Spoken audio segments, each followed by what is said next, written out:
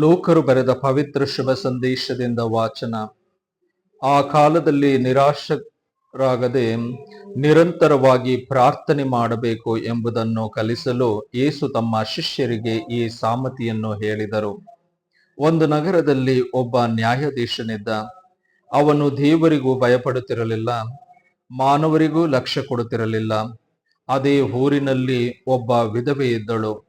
ಅವಳು ಪದೇ ಪದೇ ಅವನ ಬಳಿಗೆ ಬಂದು, ನನ್ನ ವಿರೋಧಿ ಅನ್ಯಾಯ ಮಾಡಿದ್ದಾನೆ, ನನಗೆ ನ್ಯಾಯ ದೊರಕಿಸಿಕೊಡಿ ಎಂದು ಕೇಳಿಕೊಳ್ಳುತ್ತಿದ್ದಳು. ಬಹುಕಾಲ ನ್ಯಾಯಾಧೀಶನು ಅವಳಿಗೆ ಕಿವಿಗೊಡಲೇ ಇಲ್ಲ. ಕೊನೆಗೆ ಅವನು, ನಾನು ದೇವರಿಗೆ ಹೆದರುವವನಲ್ಲ, ಮಾನವರಿಗೆ ಲಕ್ಷ್ಯ ಕೊಡುವವನೂ ಅಲ್ಲ.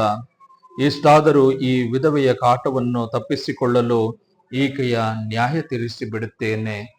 ಇಲ್ಲವಾದರೆ ಈಕೆ ಪದೇ ಪದೇ ಬಂದು ನನ್ನ ತಲೆ ಕೆಡಿಸಿ ಬಿಟ್ಟಾಳು ಎಂದುಕೊಂಡ. ಅನಂತರ ಪ್ರಭು ಯೇಸು, ಈ ನೀತಿಗೆಟ್ಟ ನ್ಯಾಯಾಧೀಶ ಹೇಳಿಕೊಂಡ ಮಾತುಗಳನ್ನು ಕೇಳಿದೀರಲ್ಲವೇ? ಹೀಗಿರುವಲ್ಲಿ ದೇವರು ತಾವಾಗಿ ಆಯ್ಕೆ ಮಾಡಿಕೊಂಡ ಜನರು ಹಗಲು ರಾತ್ರಿ ತಮಗೆ ಮೊರೆ ಇಡುವಾಗ ನ್ಯಾಯ ತೀರಿಸದೆ ಹೋಗುವರೆ? ತಡಮಾಡಿ ಯಾರೇ, ಶೀಘ್ರವಾಗಿ ಅವರಿಗೆ ನ್ಯಾಯ ದೊರಕಿಸಿಕೊಡುವರೆಂದು ನಿಮಗೆ ಹೇಳುತ್ತೇನೆ.